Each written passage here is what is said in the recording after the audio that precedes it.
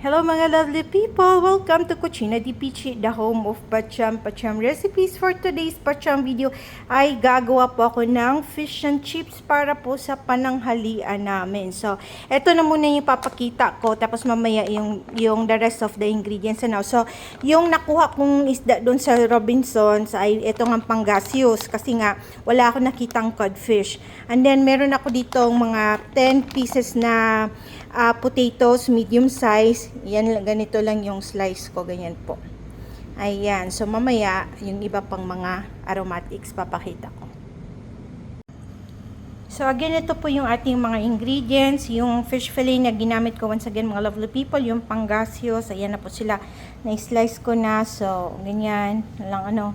And then, yung ating pong patatas. Tapos, mamaya, ano nyo na lang, i-check nyo na lang ng mabuti yung content, yung pag-grouping ng ano, kasi syempre iba yung sa ating tartar or yung ating dipping cream. Lalagyan ko ng extra virgin olive oil, and then mayonnaise, tapos basta lemon, at saka fresh na chopped parsley. And then dito meron akong garlic powder, ginger powder, black pepper powder, salt, cane vinegar, and then harina, flour para mamaya sa ating isda. Ayan po. Additional ingredient, mga lovely people, shrimp cube po ito. Ayan. So, kumukulo na yung tubig para po ito sa ating patatas. Lagyan ko din ng salt para may lasa na siya. And then, konting plain vinegar. Ayan po. Tapos, ngayon, pwede ko na rin lagay yung ating mga patatas. So, dali lang po. Anuhin ko muna kasi para masabay kong mailagay. O, yun. So, yun na nga ba sabi ko eh. Wow. Okay, so mga at least 15 minutes lang po talaga. Huwag yung masyadong overcook yung patatas. Yan. Konting mekos lang. Ayan po. Para naman po sa seasoning ng ating isda, so lalagay lang ako dito ng 3 scoop nitong asin. Diba? Paubos na siya. Kailangan i-refill. Dagdagan ko. Ayan. So, mga yun. 4 scoop na siyang papatak. And then, ito ay yung ating black pepper powder. Ayan. 2 scoop. Tapos, ginger powder.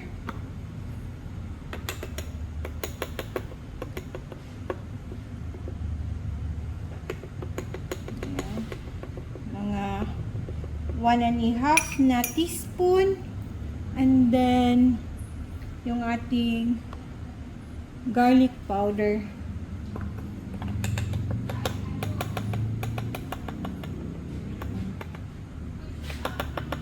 So, ganun din po. Mga, diba? 1.5 teaspoon. So, nagkalat si Akech. Ayan na po yung mixture natin. And then, mix lang. Mekos-mekos. Saka natin ibubudbud sa ating isda. Okay? So, ito na yung ating seasoning. Ayan, tapos yung ating isda.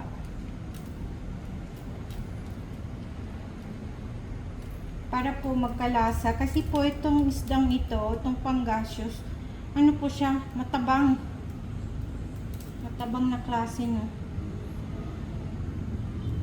Ayan po. And then, yung paghalo talaga dito, ano talaga, yung with all the gentleness, char. Kasi nga, di ba, maselan siya. Hindi naman siya yung talagang nadudurog. Yun lang din naman kagandahan dito sa isda nito. Hindi siya durugin. Ayan. Tapos, may natira pang yan o, seasoning. So, dagdagan ko pa.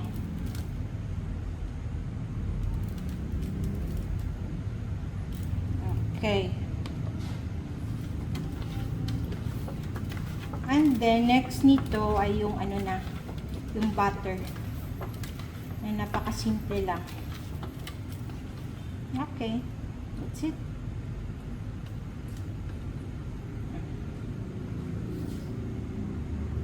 Para po sa butter, so mineral water lang gagamitin ko. Hindi tayo gagamit ng itlog. And then, para hindi masayang yung tira ng seasoning, lalagay din natin dyan. Ayan. And then, ngayon, actually, tinansya ko lang tong tubig. Hindi ko po masabi kung ilang cups po yan. Basta, tinansya ko lang siyang ganun. And then, lalagyan natin ng flour.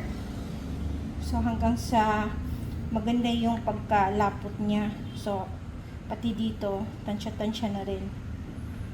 3, 4, 5, 6. Ayan. Tingnan ko muna kung sapat na yan siya. Halo lang natin. Kasi hindi siya, dapat yung sakto lang. Hindi masyadong malapot, hindi rin masyadong malabnaw. Haluin ko lang po.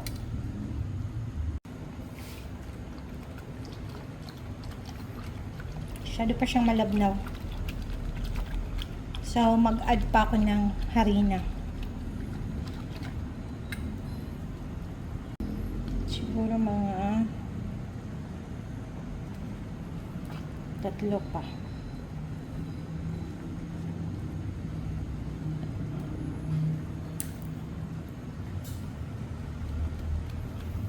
Ayan. Tapos malapit na rin ma-ready yung patatas.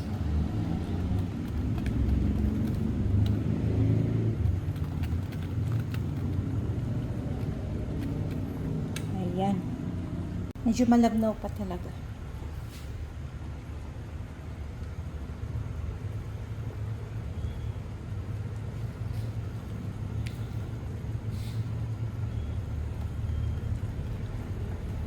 Ayun, parang mas okay na siya ngayon. Ayan.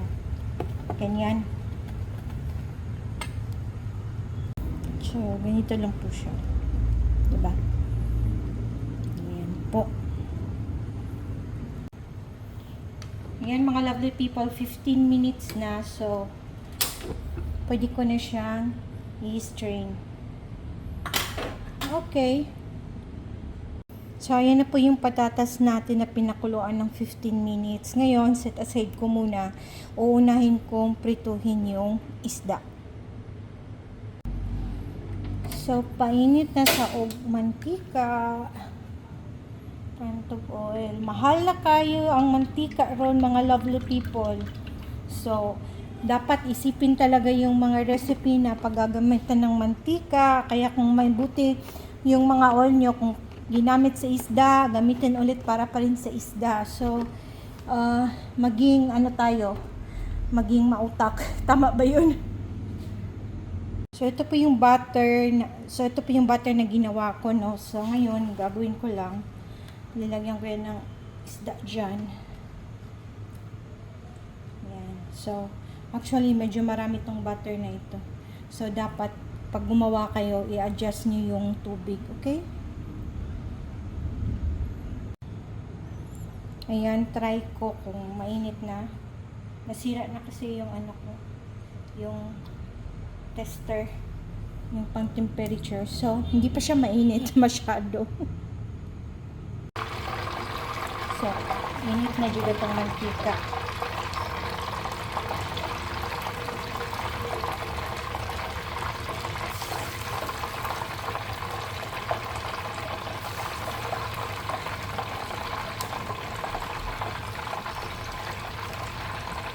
Tingnan natin pa ng result nito mamaya, mga lovely pics.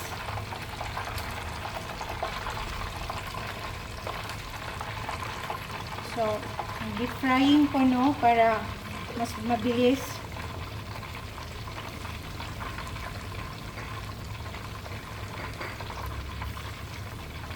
Yan po. Hintayin lang na mag golden brown. So, habang tuloy-tuloy yung pagpiprito niya mga lovely people, para hindi sayang oras, gagawin ko na yung tartar o yung dipping cream. Additional ingredient ko, yellow mustard. Ito ng mayonnaise. Damihan ko na kasi apat kaming kakain. Tapos syempre para sa potatoes. Yan. Konting salt.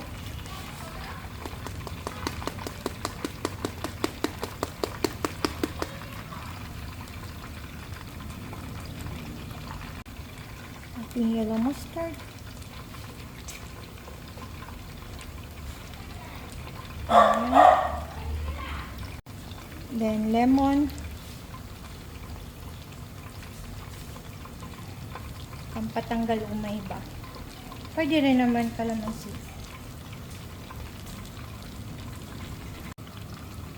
Extra virgin olive oil. Ayan. Tapos yung ating fresh na chopped parsley.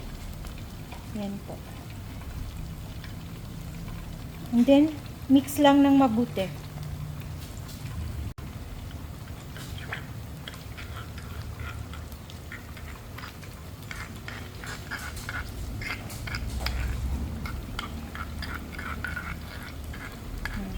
Tuloy ko yung pag-mix ito. Hanguin ko muna yung isda. Ready na sila. Then, ready na yung first batch.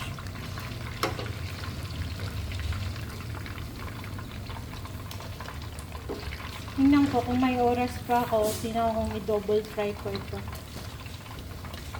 Kasi usually naman, kapag ganito yung procedure ko sa isda, ano po sila, malutong na.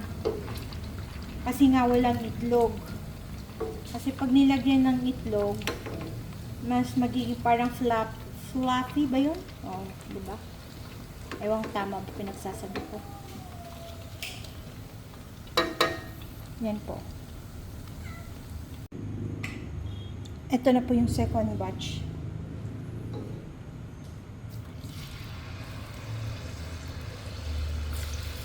Hindi ba? Sakto lang yung kapit ng butter dun sa isda. Okay, tapusin ko lang mga lovely people. Diba? Ready na yung tartar. Ready na yung last batch.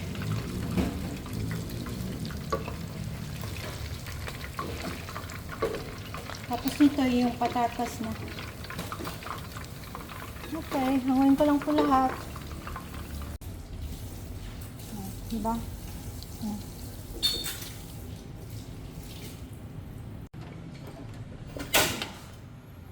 Okay, ngayon patatas naman. Mabilis na lang to kasi nga, diba? Pre-cook na yung ating patatas. May lasa na rin yan. Pwede naman po kayo gumamit mga lovely people yung nabibili na yung ginagawang ready na to fry na pang french fries. Ako ginamit ko lang to lahat kasi isang linggo na to sa ref namin.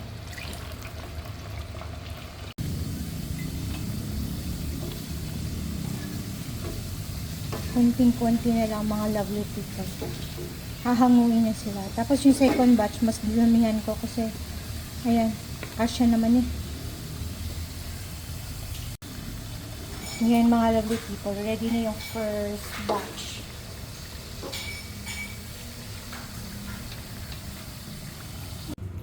Gaya ng sabi ko, dadamihan ko na itong second batch.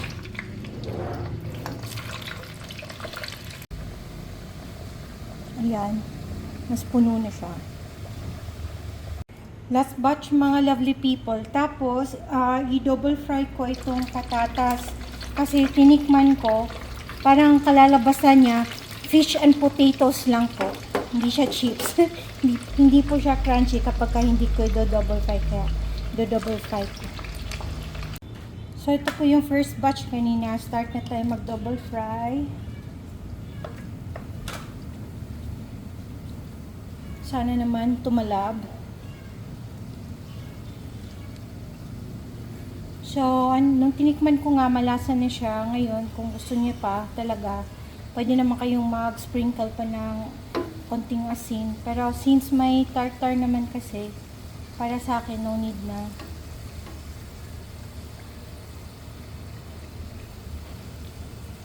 Yan, yung iba nahango ko na. So, ngayon, yung second at saka third batch, pinagsama ko na sila para isang double fry na lang. Kasi medyo late na. Diba? Mas maganda na siya ngayon.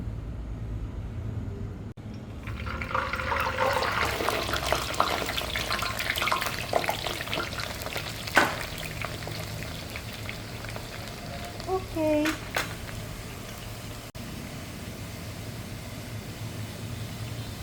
Ayan mga lovely people, pwede na po siguro tawaran nito Kung hindi man siya, palpak man siya, sa susunod ko na lang i-remedyo. Kasi talagang late na. Ayan po. So hanguin ko lang po, tapos na. So ito na po mga lovely people, yung final result ng ating fish and chips, my version. Yan po. So, sana matry nyo. Kain po tayo. Hello mga lovely people. Let's tikiman time. Kain po tayo. So, another patatas, no? And the fish. And the tartar. Or yung dipping cream na itong ginatawag. Sa fish muna tayo.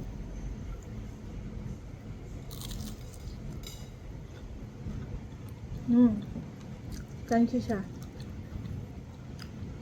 Nami. Buona. No, parang yan. Kain pa ta. So, tama lang. Medyo andun yung lasa nung isda. Tapos yung natin, tartar natin, hindi masyadong maalat. Sakto lang. Tapos may lemon nga. Ha? Ito tayo sa potato. So, kaya nasabi ko, fish and potato tayo.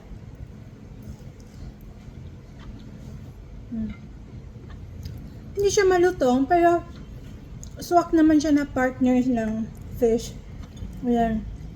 Kung gusto nyo talaga yung, siguro, para maging mas crunchy, mas manipis siguro yung slice. Hindi kaya, gaya ng sabi ko, gumamit kayo yung nabibili ng ready ng pang french fries.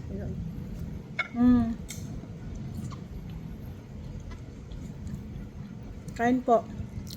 So, lang. Grabe kaigang ang world, mga lovely people. So, paano po mga lovely people, kung meron po kayong mga tanong dyan, comments, at saka mga suggestions, sulat nyo na po sa comment section. Tapos sana matry nyo po itong recipe nito kung gusto nyo lang din naman po o magka-idea kayo. And once again, thank you so much sa lahat po ng mga nanonood ng aking mga pacham recipes. Hanggang sa susunod po dito lang sa Cucina di Pichi, the home of pacham recipes. Thank you for watching. God bless, keep safe, and enjoy cooking. Mwah! Ciao, ciao!